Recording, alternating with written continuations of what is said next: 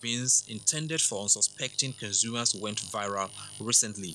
It generated reactions from many government agencies, including the Minister of Agriculture and Rural Development, Audu Ugbe, who said awareness will be created by the National Orientation Agency and state ministries of agriculture on the need for traders to desist from these acts. Other agencies waded into the matter. The Consumer Protection Council (CPC) advised Nigerians to extensively parboil beans before consumption. The National Agency for Food, Drug Administration and Control (NAFDAC) advised the sale of grains or beans suspected to be preserved with chemicals be reported to the agency, while also warning citizens against eating and buying foodstuffs and fruits preserved or ripened with chemicals.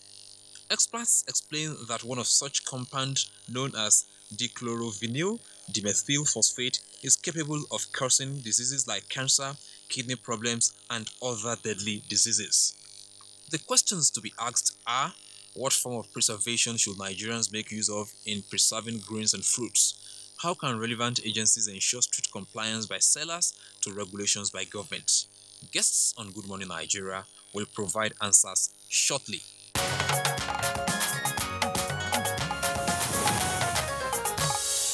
Thank you, Kunle Adeyeye, for that background report. Now, joining us in the studio to discuss food preservation hazards in Nigeria is the Deputy Director, Ports Inspection Directorate, the National Agency for Food and Drug Administration and Control, NAFDAC, Carol Obele. Thanks for joining us on Good Morning Nigeria. Thank you. Good morning, Nigerians. And also in the studio here in Abuja, we have the coordinator, Nigerian Quarantine Services, Vincent Isegbe. It's a pleasure to have you join us on the program, Vincent. Thank you very much. It's a pleasure. All right. Here with us also in the studios, we have Dr. Isaac Abuja. He's a public health expert. Dr. Abuja, pleasure to have you with us on Good Morning Nigeria. Good morning. And last but not the least, we have a lawyer with us. It's Legbosi Nweabu. He's head of legal, trade policy and advocacy of the National Association of Nigerian Traders. Nweabu, pleasure to have you with us on the program this morning. Good morning, Nigeria. Okay, gentlemen, let's begin a conversation straight away. You saw part of the video that was played back, an amateur video, by the way. It's been in circulation on the social media for a while, with regard to the application of sniper to the preservation of dry beans. This was taking place in an open market. Let's begin, therefore, by asking Mr. Nweabu, that's of the Nigerian Association of Nigerian Traders, to give us a sense of what is happening in the markets with regard to the preservation of food items, particularly beans and other grains. Yeah, good morning. The reality is that traders, farmers, and entrepreneurs in Nigeria, not new, but more prevalently have been getting involved in using additives, pesticides, herbicides, disinfectants, and the rest of it, mostly chemicals, to preserve food. We have those cases, though it has been informally going on, ranging from preserving of banana, plantain, several stuff, using chemicals that are not regulated, per se, to preserve food. And it happens in the context of mostly trying to preserve or trying to preserve their product for trade, as it were. And so they exceed what we normally call maximum residue level, because as producers, as farmers, as traders, there are required residue level of chemicals, pesticides, as it were, in plant, made available for international export. And so because there are no regulations, so to say, in this sector, they tend to either abuse or exceed the MROL requirements that is prescribed by the Codex Alimentaris, which is the international body that supervises international food standard and trade. So the reality is that we have that problem, and whatever pesticide or herbicide or rodenticide that we apply on food items, it definitely affects human health as well. And so it's something that it's a challenge, and it's being carried out by traders. When I say traders, in terms of small-scale traders, the informal sector, as it were, which is where the bulk of our consumption and food trade relates with. Now, you say it's been going on for quite a while, and that's sad for us as a country, considering the health hazards. Is the association not worried? I mean, are you not doing anything to see how you can change it? Yeah, we as an association, in our engagement with our traders, we keep encouraging them to do the right thing. But let me use this word. There is a disconnect between the level of literacy and food trade, as it were, because we have people, I mean, you see it all over the street, people carrying out, maybe they're selling fish on the streets, okay? Most of these fishes, or fish as it were, are either enhanced by different chemicals, hormone boosters, as it were. And so, not that they are bad in the context of its application, but they don't have the requisite knowledge. There is no national policy, because ideally we should have what we call the International Code of Conduct for Pesticide Management, which we don't have in the country at the moment. And I think those are issues. So it should have been a matter of, okay, we are operating or we are doing this thing based on measurement, based on requirement, based on skills that are needed for them to do this thing. But they are not there. So it's a matter of maybe what would have used a cup to apply, they carry a bottle of it to apply. And so the need for proper engagement for regulators to relate with our traders is something we need to deal with, because it's a concern. We have been talking to our traders as well. All right. Thank you very much, Mr. Nwiyabo. We'll come back to you in the course of the conversation. But you've raised a number of points, and I'm sure that the other guests will have the opportunity of responding to what you just said. If traders themselves have now turned out to become pest control officers and so on and so forth, if they have no requisite skill, why then would they be handling such potentially hazardous chemicals or other preservatives that we have seen? And this is quite clear, you know, and every day we all go to the marketplace and we see what goes on there. And of course, the public health expert is here with us to elucidate on the implications of what's going on. But in the first instance, let's bring in again Dr. Vincent Isegbe, who is from the Federal Ministry of Agriculture. He's the coordinating director, by the way. Dr. Vincent Isegbe, of course, I'm sure you have seen the video yourself, or you may have experienced it, quite aside from the sniper beans, so-called. We have seen cases of instances where there's the quick ripening of fruits, all kinds of fruits. You name them, bananas, you know, plantains, oranges and mangoes, and you go to the marketplace, you're not sure precisely what you are buying. So what is it that we know about what is going on in our markets? Thank you very much, and good morning, Nigeria. It's rather unfortunate that in this century, we're having issues like this. And I think principally it's about information.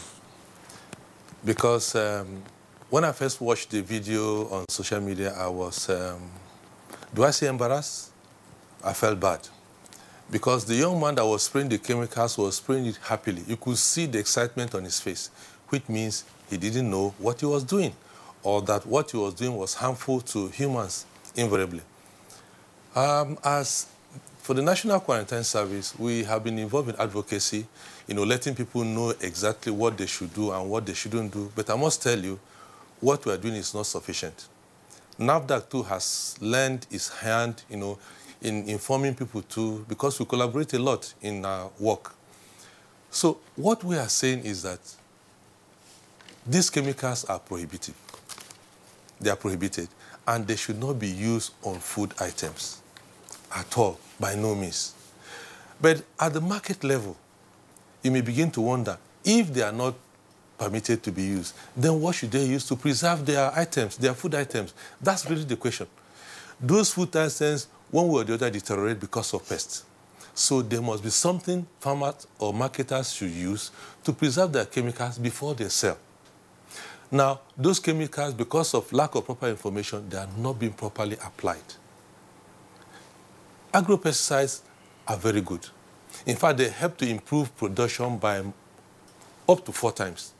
But if it is wrongly applied, that's where the situation is. And that's why we're insisting that people should know exactly what to do. Now, at the farm level, research has shown from quarantine that it is very, very minimal at the farm level because the farmer has just produced his crops and he's about selling. So he will not want to add additional cost. So the adulteration with agrochemicals is at the point of warehousing, bulk purchase, warehousing, and then shipment for export. So we realize, and we have done a lot of sensitization, both in the local languages and Pidgin English, even through NTA, AIT, national radio stations, especially around the regional stations. But we think that generally, everybody should be concerned because the regulatory agencies cannot do these things alone. If we notice that somebody somewhere is doing these things, then we should put it in check. I think the Traders Association has a primary responsibility of self-regulating themselves because like the gentleman lawyer said, observed, they know that these things are going on. There should be an association for bean sellers or grain sellers. There's a general association for the entire market. So if they begin to self-regulate themselves, it will help. Then the people who buy these beans, who cook, we normally advise that, be that as may, people must eat beans. But if you must eat beans, be careful whether there's any tint of smell of agrochemicals. But the general rule of thumb is that if you wash your beans, you cook it, throw away the first water. Parboil, throw it away again before you eventually cook. That is what I advocate as a safety measure, with or without chemicals, because we have found out that we may not be able to avoid this situation for a very long time. And that is what led to the suspension of Nigeria from exporting beans to Europe in the first place, because the levels of diclovos used in that chemical was above 100%. Thank you very much, Dr. Isebu. Well, I'm still staying with you. You know, you've talked about the issue of advocacy and how you've gone even as far as the grassroots to enlighten people. But again, here is my question. Why can't we find some of the culprits and punish them? Well, that is good. Every agency of government has its mandate. The quarantine service does not have the mandate to go into the markets to arrest people. I think everybody should be involved. I wouldn't know which, maybe NAFDAC may have something to say concerning that because it's now at the market level.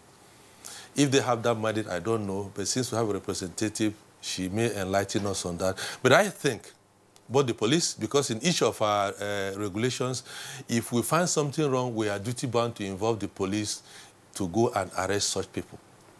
And if quarantine says, whether it's in our mandate or not, if we notice that in the market, I go to the market regularly, even ShopRite and other big shops, I do check fruits and whatever from time to time. And my officers, when they go there too, they check. And if we notice any infractions, we draw the attention of the management to such things. So I think both the general public, with the regulatory agencies, the traders themselves, we should collectively find out who are doing those things and then arrest them. All right. Thank you very much, Dr. Isebu. We'll return to you in the course of the conversation. Let's now bring in Caro Obele, who is a pharmacist and also Deputy Director at NAFDAC. You've listened to the comments by the other two guests, and I'm sure you've also seen the video, amateur video in circulation with regard to sniper beans and indeed other harmful practices with regard to the preservation of food items. What are your thoughts? Okay, thank you very much. Let me correct the impression from one of my colleagues that said that there's no regulation in that area. There is regulation. NAFDAC is mandated to regulate chemicals, including agrochemicals. And they're doing that also by listing the chemical marketers. Anybody that wants to import chemical or manufacture in Nigeria, they should come to NAFDAC. And through the regulated processes, the right thing is done. And the marketers or the manufacturers, their products are registered. And for the users, if actually they go to the right dealers and purchase their products, then all the information concerning the right use of that chemical, they are listed and they will be educated on the appropriate application.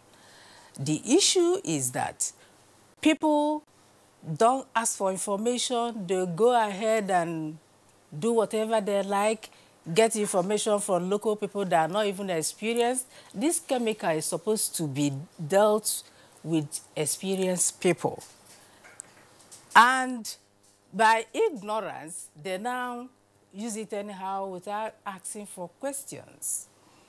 If they are properly educated, some of these chemicals, if they are applied rightly, right application, there won't be much problem. But it's the wrong application that is going all along due to lack of information, applying directly to the products, as we have seen, is not supposed to be applied directly to the products. In the first place, the use of chemicals might not even be necessary if there is good agricultural practice. But when chemicals is very, very necessary, they should be used to fumigate the facilities and not on the products. And after spraying on the facilities, there's what is called withdrawal period, which they should wait before stocking their products. And these products, if they are produced in a good way, going along the value chain, starting from seed, planting, processing, warehousing the correct way, and then bagging. Something like these beans, they are advised to pack it in airtight containers. There's this PIC bags, that's 3-layered bags. If they put their beans there, it can last up to 1 year. They don't need to spray. So that is lack of information and ignorance. And on the part of NAFDAC, what we are doing now is to sensitize people. We have already started, longest time, sensitizing the marketers, the market people, the traders, the farmers. And also, we are also training our staff in all the 36 zones of in all the 36 states of Nigeria to sensitize farmers too in that area on the appropriate use of chemicals, and then the right chemicals. The right chemicals that are registered with NAFDAC, if they should include, they can identify it by, first of all, it has to have NAFDAC registration number. The full manufacturer's address or marketer should be there. The labeling instructions, detailing how to use, and also the dilution factor. Some of them, they use it in concentrated form, and that is what is causing the problem. Diclovers, the trademark, Sniper, is their other trademarks, but diclovers in question, that's the 2,2,4 dichlorophenyl dimethyl phosphate. It's organophosphate. Is approved actually, but it should not be used directly on the grains. And then, yes, it should not be used directly on the grains. It can use to be, just like I said before, to fumigate where the product should be stored and wait for the withdrawal period before using it. And then while you are using it, while you are applying it, you should guide yourself with appropriate apparel so that you can, because it destroys the body, or it gets to the body by inhalation, by contact with the skin, So if you wear the appropriate apparel, and then including face masks or self-containing aspirators, breathing aspirators, to help so that you won't inhale it. Now, So, you've talked yeah. about so many issues Yes, with yes. some jargons that many people would not understand. Let's go straight to the so-called sniper beans issue. Tell us about your investigation and how you're responding to it at the moment. Okay. Yes, we've investigated and we found out that they're being used wrongly. And those people that we are caught, we are kind of punished. Then, sensitizing them, we have started, just like I said. So we've been sensitizing them. Then the manufacturers and also the importers, we monitor them by going through their distribution records to ensure how they are using it, where it's not actually supposed to be sold in open market. So where are those who are buying it getting it from? Where are they what? Where are they getting it from? Where do they go to buy it?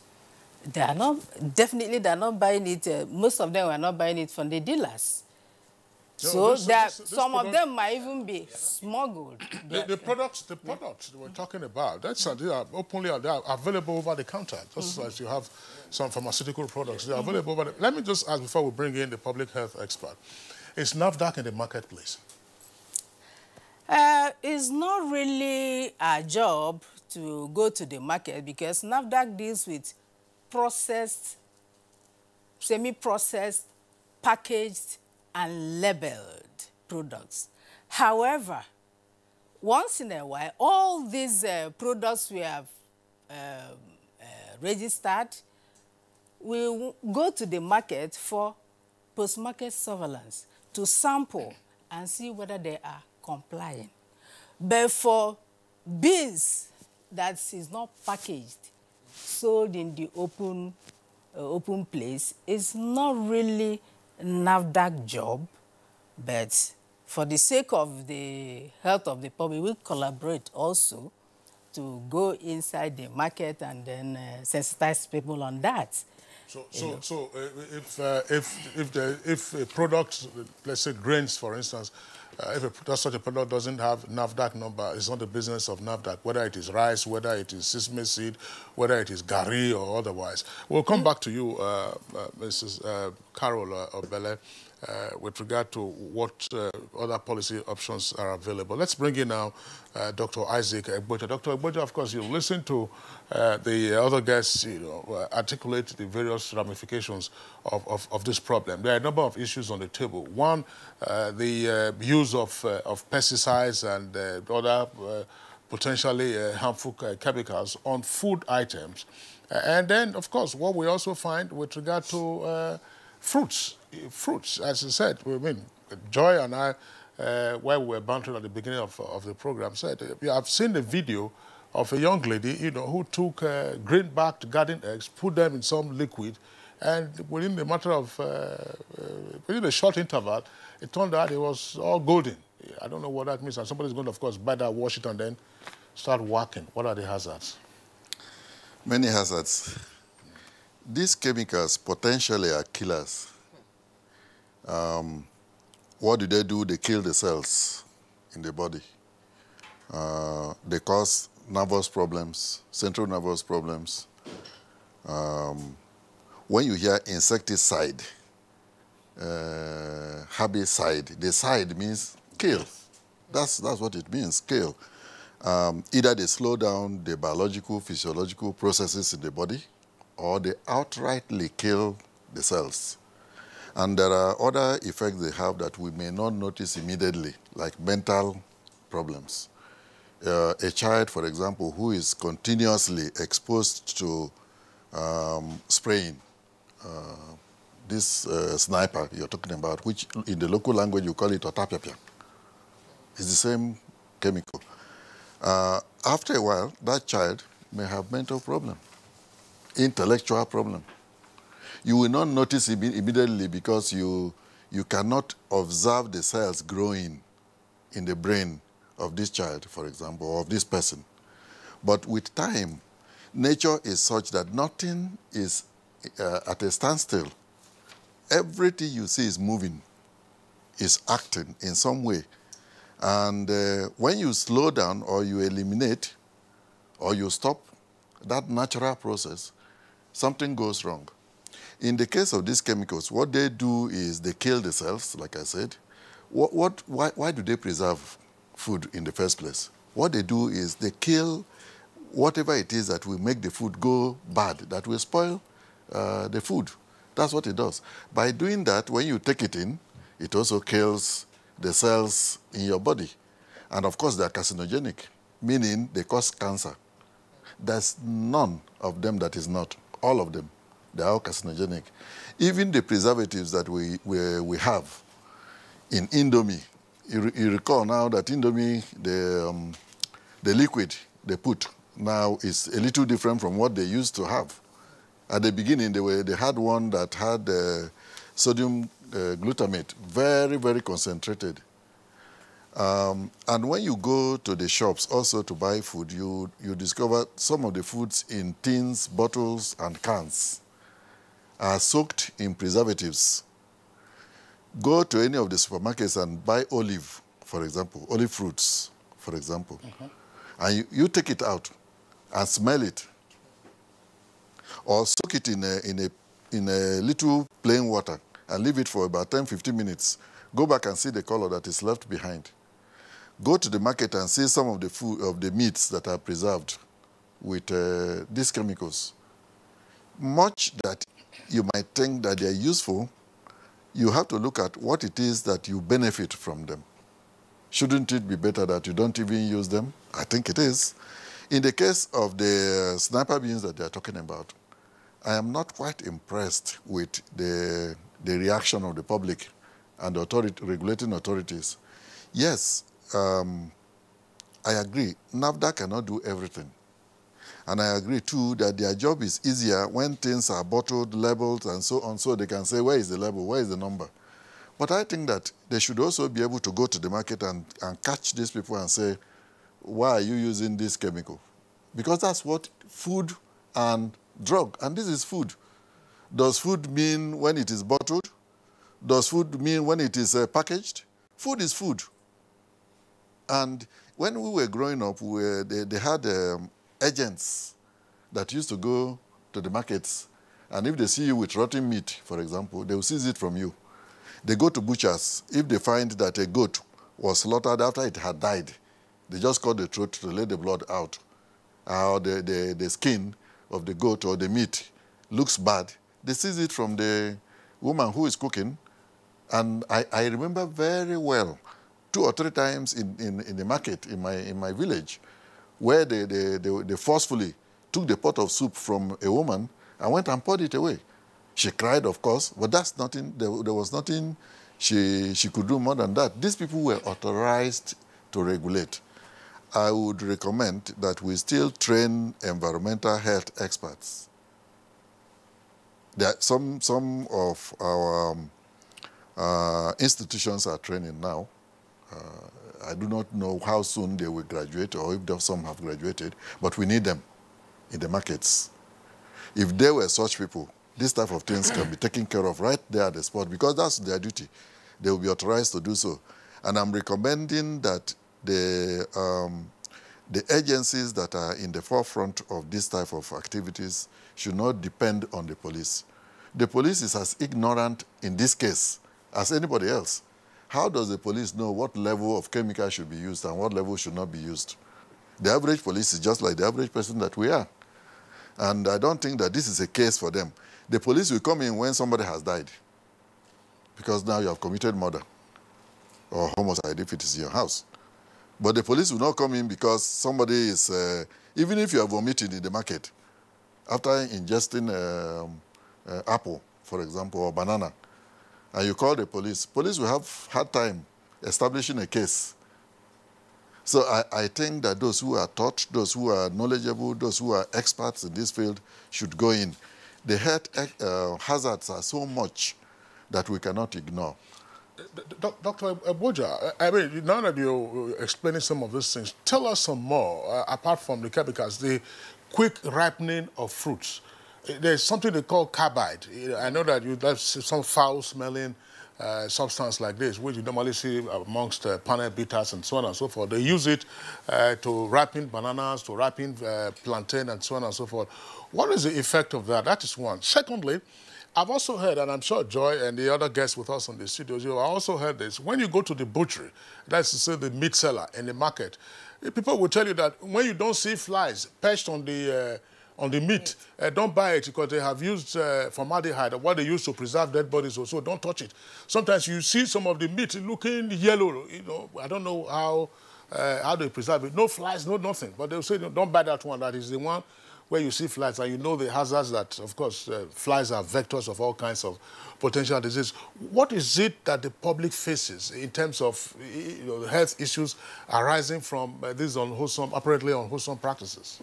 On the short run, death, they could die. On the medium term, mental retardation, intellectual retardation, because they are related. On the very long term, cancer, all of them. There is none that is not carcinogenic, not one.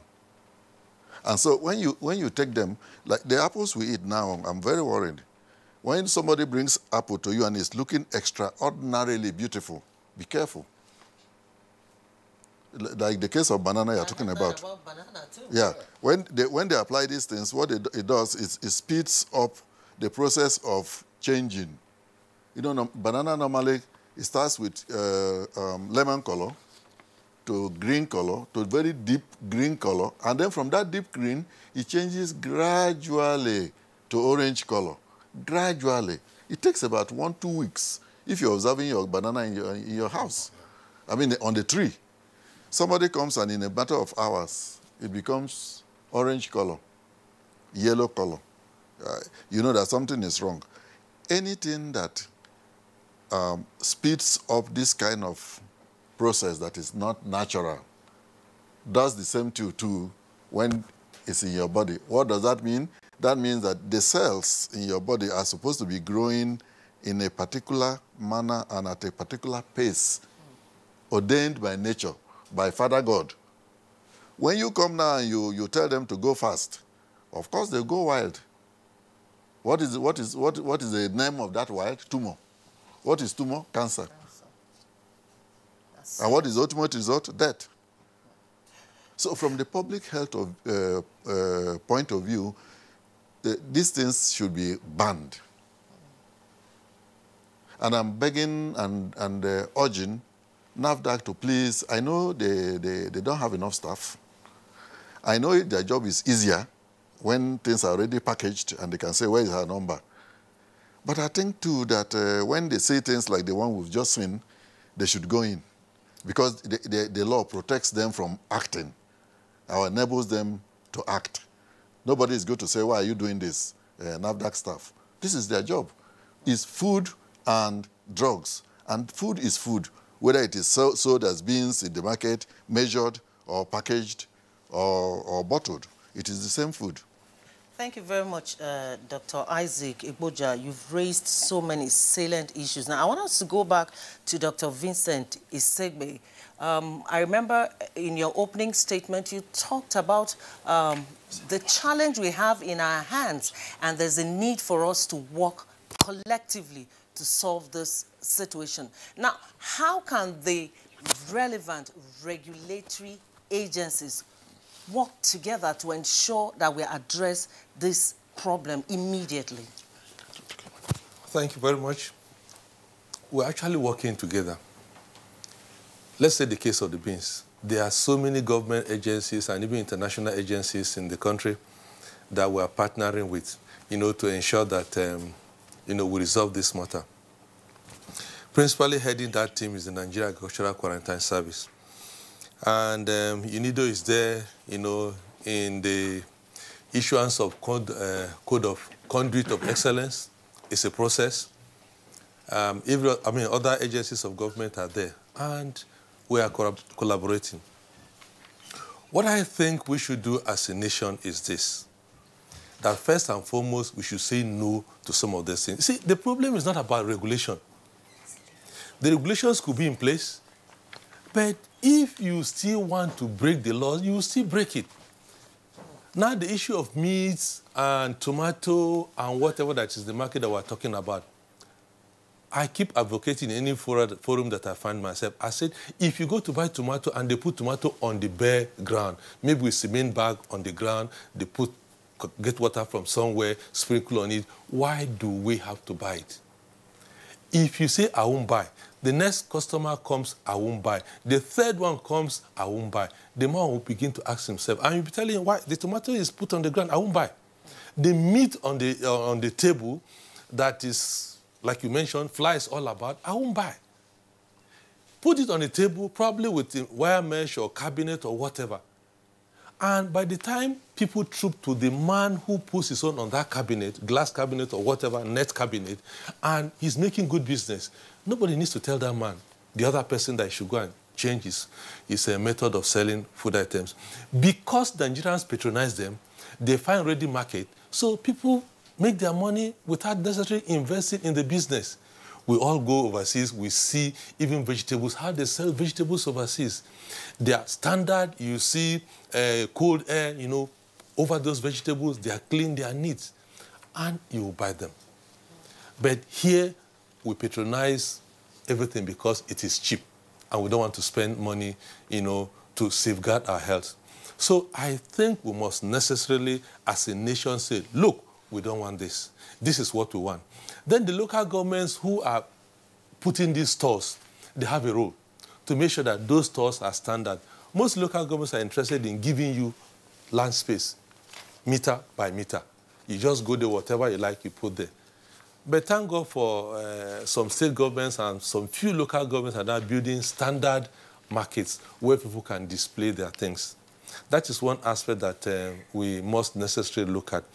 The other issue is, as a nation too, let's agree to report. We must necessarily agree that whenever we see something wrong, we must report.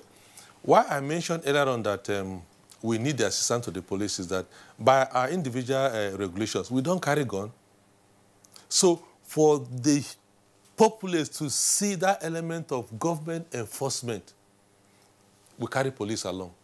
Like of recent, when we had the issue of this hibiscus, we realized that people were spraying water, soaking hibiscus so they can gain weight.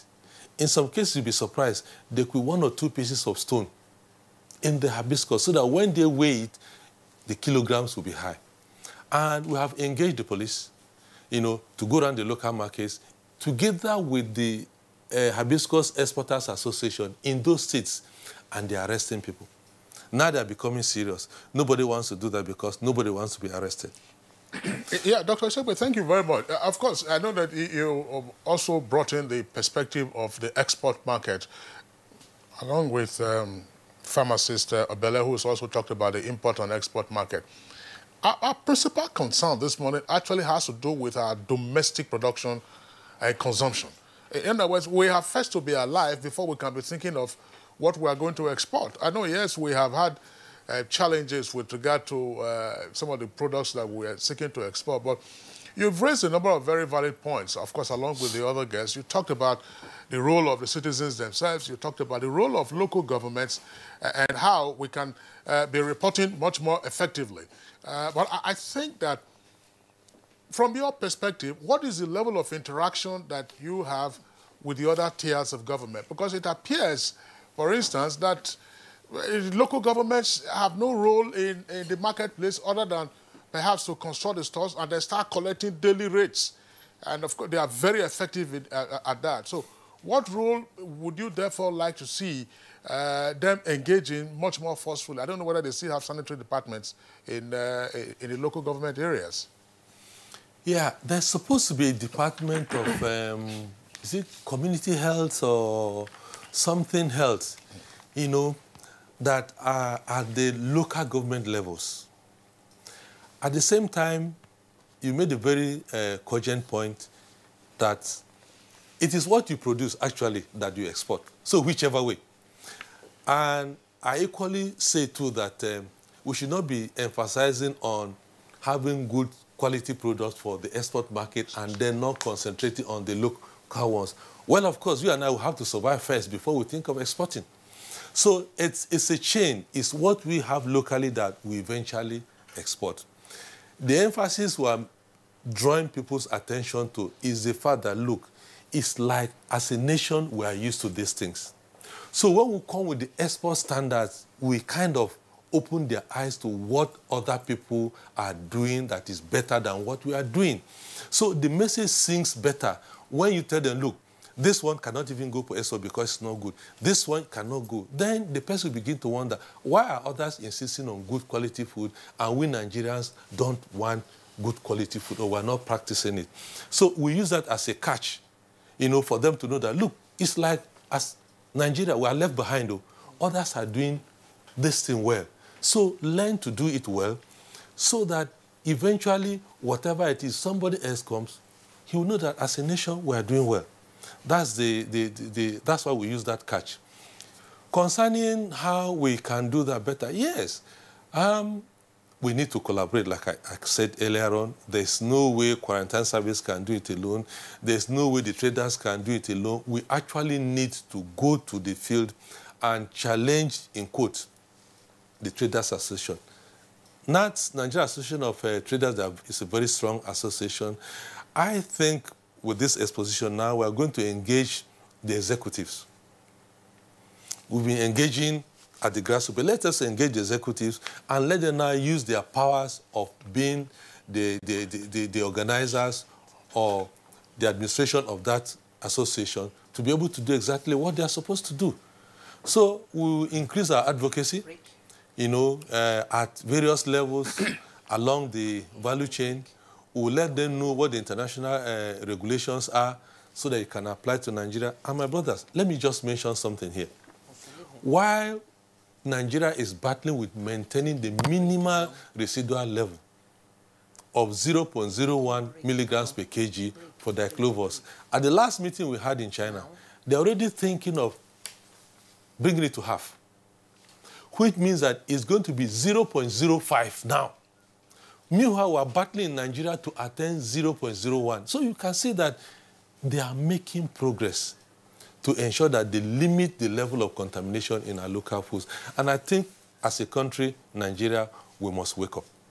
All right, we want to thank you very much, Dr. Vincent Isegbe, the coordinator, Nigerian Quarantine Services. We understand that you have to leave us now. We thank you very much for joining us. Thank you. It's my pleasure.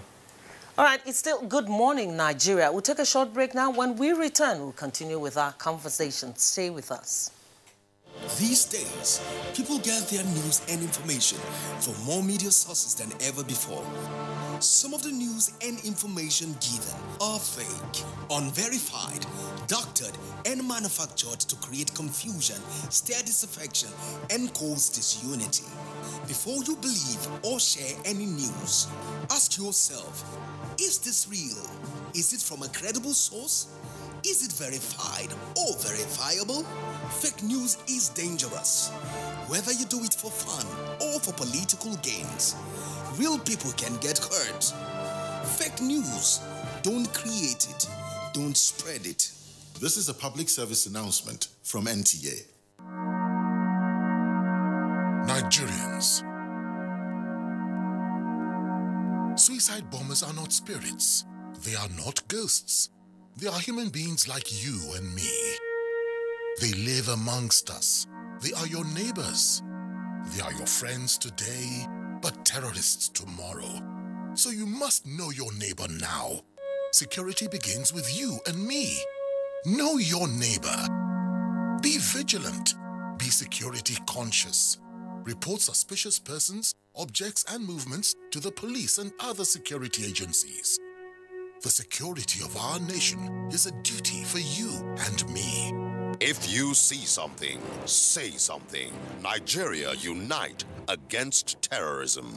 This message is brought to you by the Federal Ministry of Information and Culture.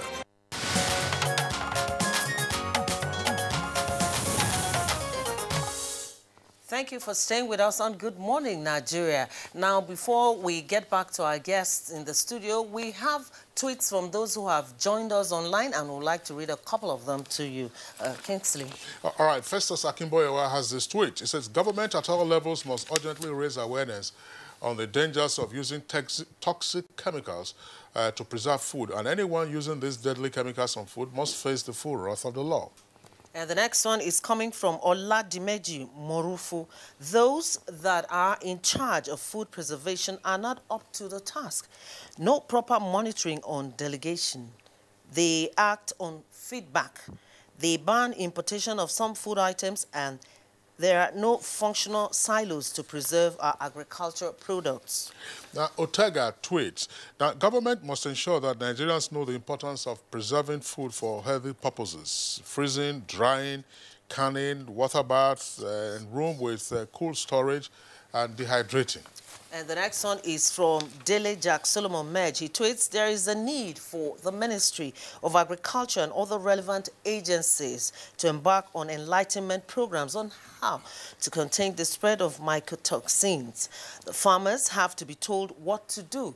In particular, this is where the Nigerian Agricultural Quarantine Services must sit up.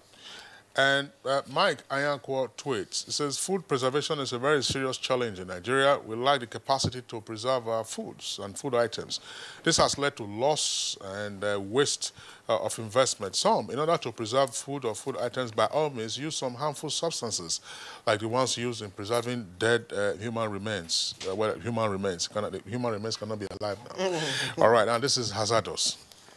All right, we still have one more from Dele Jack Solomon Medj. It says, thank you, NTA, Good Morning Nigeria, for bringing this topic up for discussion today. Between 2015 and 2017, the European Union, citing poor quality, contamination, and the presence of high levels of chemical used in preservation, banned 67 processed and semi-processed foods from Nigeria. Yeah, that's what we are eating back home. Terrible. Absolutely. And this is coming from a handle that says, calls himself Atiku. Of course, this Atiku comes with an H. A-T-I-K-U-H. He said, I see why I always sleep in the washroom, that's the toilet, anytime I eat beans. All right, the next one is coming from Jesse Chinex, J. And it says, most of all, individual and traders involved in this action shouldn't be punished because they are ignorant about the effect of this chemical on the farm produce. There should be an enlightenment on how this chemical should be used. Should they not be punished, Kingsley? Well, that's the alibi there of ignorance. Mostly. But is that an excuse? Well, not necessarily, but public enlightenment is perhaps the first step, as our guests have been saying. Now, Suleiman Babagana tweets, says, NAFDAC should go back to the drawing board on creating awareness to the public on hazards such as toxic preservatives, on the hazards of toxic preservatives on food. The next one is coming from Jummai V. Tabak. Nigerians should go to the market nationwide to check all the beans mixed with chemicals. There must be sensitization. I'm just wondering, when she says Nigerians, is she referring to the regulatory agencies? That's right. Of course, when you are buying your beans and your grains, otherwise, sometimes you don't want to spend the entire day in the market. The marketplace in Nigeria is not a particularly comfortable place to be in the first instance, especially during the rainy season. Everywhere looks like a pigsty. That's right. You know, and this is from Kachala Mala. It says, and that's why the issue of the local governments is very important. That's right. What is it that local governments are doing with regard to, is their constitutional responsibility, if you check out the 4th schedule to the Constitution. Kachala Mala has this tweet. It says, general ineffectiveness of agricultural produce services at the state level also helps in creating these problems. Okay, this one is from Suleiman Baba Ghana, and he tweets, dependence on imported foods can be reduced by reviving dormant industries, thereby checking the use of toxic chemicals. All right, Festus Akimboyewa, sad that Nigeria may experience major outbreak of food poisoning because of toxic chemicals like sniper used to preserve food items like beans and carbide used to accelerate the ripening of fruits. Regulatory authorities must be proactive and stop contaminated food from getting to our markets and ultimately to our tables. Dele Jack Solomon Medj is active this morning. Here is one more from him. On food preservation in Nigeria, what is NAFDAC doing in making our agricultural products safe for consumption beyond just labeling processed foods with the manufacture and expiry dates? How often do the officials visit markets to check the safety of food items on display in outlets? Now, this is from Mohammed Usman. Mohammed Usman says, we in the north are the most vulnerable to be affected by such harmful practices. Come and see otapia being sprinkled on smoked fish, rat bomb thrown into a bag of beans. Now, let's bring in the representative of the Nigerian Association of Traders Association. You have listened to the tweets. You have also listened to the guests. These are daily experiences that people go through. Listening to all of this now and hearing the complaints, and indeed just a bird's eye view of the hazards, health hazards that we all face. What does this now mean for your association? Yeah, it's not peculiar to our association, as we have all agreed here as well. It's a public health concern. But it will interest you to know that WHO have also given a global estimate of about 3 million pesticide poisoning in the world, resulting to about 220,000 deaths annually. And so it's not a peculiar problem, but like NAFDAC have equally said, the issue now is how do we get traders, farmers on the right application of this. I mean, it's not peculiar. It is like... I'm sorry, I mean, you keep saying it's not peculiar. We're concerned about our public health issues and not whether or not people elsewhere in the world are dying from this. Nigeria's population is almost 200 million, and these practices we're talking about are happening right in our markets. So if it's not, what is peculiar to us is what we are seeing. Now, when we say market, market comes in different forms, okay? It comes in the open market, we've also agreed. If you're interested to know, let me inform us, as it were. There is no northern farmer. When I say northern farmer, I say there is no Nigerian farmer in maize, in rice, in grains that do not apply herbicide pre-planting. It's a practice. They use different chemicals. Herbicide, as it were, before, that is for killing of unwanted weeds. They apply disinfectants. They apply different kinds of chemicals, pesticides as it were, before planting and even post-harvest. So these things happen at different levels. And we are saying it is bad. So as a trader association, we are not at the farm level of, the farming season, when these herbicides are being applied to crops. We are not there. Our concern, or where we can notice this thing, is when it has arrived at the farm gate, at the market stores, which is the one we are now visible about. What of the one that happened at the farm level? Now let's deal with the one at your own, the one that happened at your own level. At our own level, we are doing our own work by engaging our traders, by telling them, look, these chemicals has application plans, where and how it should be applied. Now, like we have also agreed, and I said earlier, illiteracy is a concern because these chemicals are sold, like we have all agreed. They are available. They are available. Agrochemicals are available. Like NAFDAC have equally said, there is a list of about more than 100 of these agrochemicals approved by NAFDAC in the country. And they are there. They are not in their context prohibited, as it were. And so when they get it, it's about measurement. What are the measures required for what quantity? And so if they exceed those quantities, it is bound to have effect not just on human, but also on our environment. So we keep engaging our traders, do the right thing. In fact, recently we did a program in Ebonyi on packaging and weight and measures, also encouraging our traders and small-scale farmers to know the basic measurement requirement for certain products and how to go about it. So, like we've all, agreed by consensus, it's about enlightenment. It's about engaging our traders and small-scale farmers to know the right measurements for these chemicals, how to apply them, and then also like it has been said, we are recommending very strongly, which I'm sure with every certainty that we don't have in the country. The International Code of Conduct for Pesticide Control and Management has to come in a policy phase where people, both from the producers of these agrochemicals and the market and traders, farmers, how to go about handling it and how to control its application. It's something we need to do. So in terms of engagement, your association is very active at the state and local government levels, because this is not about the federal capital. We have chapters in the whole country. So why are these harmful practices still taking place? I mean, that's the NAFDAC deputy director here has already said, listen, if you need to apply any of these chemicals or substances, you should use it in the room where you want to preserve those grains or whatever you want to preserve, and then not to immediately introduce the bags that you have into the room.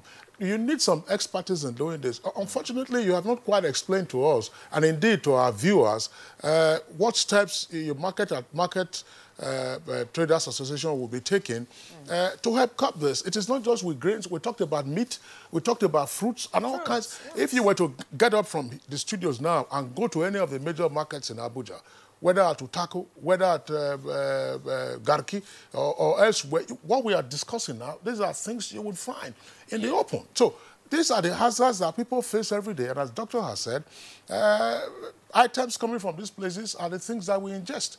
If you are careful in avoiding these things, you go to a party, you don't know how they got the items from. They cook for you, you eat, and then the next day, as the gentleman was saying, you are in the washroom. So let's bring in again the NAFDAC Deputy Director. What can be done much more effectively and speedily to ensure that this problem is taken head-on and people begin to realize the dangers that we all face? Okay, thank you very much. Going by what Vincent said the other time, that there's need to ban those products. Actually, calcium carbide is used in an industry. It should not be used in ripening of food. But they use it because of quest for money. They want to make it fast. And the gas there, when it reacts with water, produces what mimics the real genuine process of ripening food. But that one, the chemical is very toxic. In fact, it's accumulative. And over a time, it causes breakdown of the whole body system. Kidney, liver failure, heart failure, coma, and even death. Then, one of the tweets said the EU banned 67 items. EU banned only beans from entering their country because of this issue of diclovers until we get it right. And are you worried about that? Oh, very much. So what is NAFDAC then, doing? Coming now on the collaboration, the effective way to tackle all this is all about engagement of Nigerians, just like I said. Nigerians, those that import, those that manufacture the chemicals to distribute it the right way.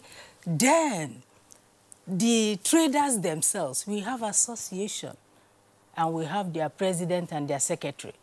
And in the market, they are very effective in organizing themselves. So they also should go into sensitizing these people, because when NAFDAC is sensitizing on a bigger level, it's not all market people that come. But the representatives of these various associations, they come. And what they learn, they need to cascade and very active in effecting it, supervising them. And if there is any information as to who is not obeying or still using the wrong one, of course, NAFDAC is not everywhere, but you can contact NAFDAC. NAFDAC is not States of the Federation, and we can come and enforce and do other things. Aside the fact that we are also going into this market, to sensitize people. So it's the holistic engagement on the side of consumers too. If you want to buy these beans, these chemicals, they smell. So if you buy the one that is smelling, or at times they even wrap it in a rag and put inside. Don't use it. And also help and educate the other people around you. And if you want to cook it, just like one of the guests said, you have to wash severally. Rinse it severally before you cook. So by engaging all of us, you is our neighbor that do the wrong thing. And you know these neighbors. So if you know the neighbor that is doing the wrong thing, report to us, report to NAFDA or any regulatory authorities. On the federal level, we are also collaborating with quarantine, with other CPC, you know. So collaboration is for everybody. We have to be our neighbors' keepers. On that note, that's when we will effectively tackle this. You have a lot of work to do. You've talked so much about engagement. How often do you engage them? And in terms of follow-up, how often do you do that? Okay, we do that. Of recent, we have even done 2 sensitization with stakeholders. Stakeholder consultative meetings and also sensitization. We did one in September, we did one in October, and it's ongoing. Who were the stakeholders? That's right. When you say stakeholders, who are you Market women, Traders Association. I don't know whether you attended the one we held in Lagos, and we're also going to have another one in December. Do you go to the states, apart from Lagos, do you go to like the states and local government Yes, we did one in some parts of northern Nigeria. So, but you know, federal, we go to states. So the people we invited, their representatives also need to cascade down, like their president, because we ensure we invite the representatives for such associations. All right, thank you very much. I'm sure that Nigerians, some Nigerians will remember what happened in the mid-90s when Colonel Marwa was still military administrator of Lagos. The so-called toxic beans that was reported to have been in circulation in Lagos. There was quite some panic amongst members of the public. It took the effort of the governor and indeed other persons, you know, to mollify the anxiety that members of the public had. And I remember Marwa then making a show of going to an akara seller, that's a bean cake seller, and buying akara and then eating. Marwa, of course, is still alive today. But the hazards of what we are seeing now, the intensity of what we are seeing, the widespread nature, is such that the concerns that Dr. Abuja raised should be one that will continue to occupy our attention. What is the role or impact, if any, of cooking on these chemicals that have been used, you know, to preserve these grains, if any? Some, not too much. If you take contaminated beans, for example, with chemicals, and you cook it and you eat, the cooking doesn't kill the chemical. The washing would get rid of the chemical, but not the cooking in itself. Cooking helps when you are talking of organisms. You kill you boil or you raise the temperature to kill the organism.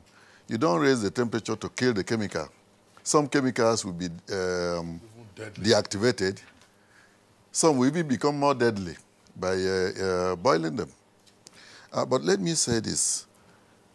We have this habit of saying we are doing this. We have done so much. Everybody praises himself. Nobody says we need to do more. That is one of the problems that we have. We rationalize too much in this country. This problem is not peculiar to us, but that is also not peculiar to us. But we are dying more than other people. Our population in Africa is almost, we are 1/4 of the African population. So whatever is happening in Nigeria should be taken seriously. Let me ask, for example, like the case of this incident in the market. You ask, how many people were arrested? How many people have been arrested? Traders Association, how many people have you punished? How many of your members have you punished as a deterrent? How many of your members have you reported? I'm not accusing anybody, but I'm talking as a concerned doctor. NAFDAC, how many people have they arrested? How many people have been punished? For me, it is not just we are doing so much. We are doing sensitization. What is the concrete action? How many cases did you deal with last year, for example, in the markets? This year, for example. Recently, when this thing happened, since then, how many have been arrested as a deterrent to others? When you ask these specific questions, there are no answers. So to me, we need to do more. But let me say this, as a Nigerian. Aside from the fact that we like to push blames to other people, calling on the government, for example, government should do this, government should do that, government at federal level, government at state level, government at local government level. Yes, I agree. The government has roles to play. But who is government? Are we not all government? And by the way, the best police is not the police with uniform and badge number. The best police is your conscience. If you know that this thing can kill somebody else or can kill you, why are you selling it in the first place? Why don't you worry of the fact that you are destroying a life? Why don't you worry about the fact that you are harming somebody else? Why should we always have to wait until it is the police with the uniform? How about the police that is your conscience? Why doesn't it do its own arrests? These things are more fundamental to me in these kind of cases than the official police, the official agencies, and the sensitization that we are talking about.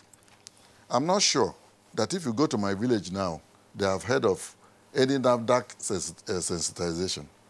I'm not sure they have heard of any traders association sensitization. Unfortunately, in every area of Nigeria, there are markets. That's right. There are markets. There is hardly any place, any village you go that they don't sell something, or they don't gather to sell something. Randomly doing something would send a message. Right. How much are we doing that? But let me point out this quickly. Like I said before, what is of most concern is if you go to the hospital and see the number of people that are sick, that have multiple organ problems, for example, you wonder, where are these coming from? They come from these small trickles of problems. Ingesting chemicals that you should not ingest affects your kidney, affects your liver, affects your sight. And do you know now, for example, that a lot of people cannot smell as accurately as they used to when they were younger because they have been exposed to so much aerosols, these herbicides, mosquito spray. And the more you use them, the more your sense organs become destroyed. So after a while, you don't even smell anymore. There are some people who cannot smell much anymore. It's just like perfume. If you continue to be spraying perfume, especially near your nose, after a while, you don't even smell it again. So why am I saying this? If you have to rely on when you go to the market and the meat is smelling, don't buy. The beans is smelling, don't buy. The granite is smelling, don't buy. Then you find that the smelling ability is gone in some people. Thank you very much, Dr. Abuja. That's of course, very interesting perspective that you have brought. Let's take our last set of tweets before we appreciate our guest for being with us on the program today. Regina Eliaza tweets, the challenge is lack of revitalization of the local government authorities. Now, if they have NAFDAC functional offices with access to local markets, the problem may be tackled. NAFDAC is over-centralized. You can't be in Abuja and regulate Pansia market in Bayelsa State. And the next one is coming from Usman Banikantu. He tweets, just like the case of flooding management, food preservation hazard and other critical areas require adequate sensitization of the general public, not until when damages are done that we begin to look for solutions. MDAs need to work in synergy. And that point is re-echoed by Bamidele Oni. It says there's a multiplicity of agencies and regulations in Nigeria, which leads to confusion most of the time. There is no synergy. It is important to note that there are regulations on the use of pesticides. Environmental health officers are government workers that do market inspection. But where are they? That's right. And the next one is coming from Averob1. We need the active participation of every Nigerian to combat food preservation hazards in our country. I think sensitization clinics from the secondary schools level to the tertiary and beyond can help educate the populace a great deal. All right, it's on that note we would like to appreciate our guests who've been with us earlier. We signed up Dr. Vincent Isegbe, who is the coordinating director from the Federal Ministry of Agri and Rural Development. But right here now, our thanks to Carol Obele. She's a pharmacist and deputy director in charge of Port Inspection Directorate at NAFDAC. Ms. Obele, pleasure for having you on Good Morning Nigeria. Thank you very much. We also would like to thank Lebrosi Unweabu, who is head of legal, trade policy and advocacy of the National Association of Nigerian Traders. As a lawyer, by the way. Thanks a lot for being with us on Good Morning Nigeria. Thank you, Nigeria. And our deep appreciation to a public health expert, Dr. Isaac Abuja. Dr. Abuja, thanks a lot for your insights. My pleasure. All right, so let's go over now to our foreign desk.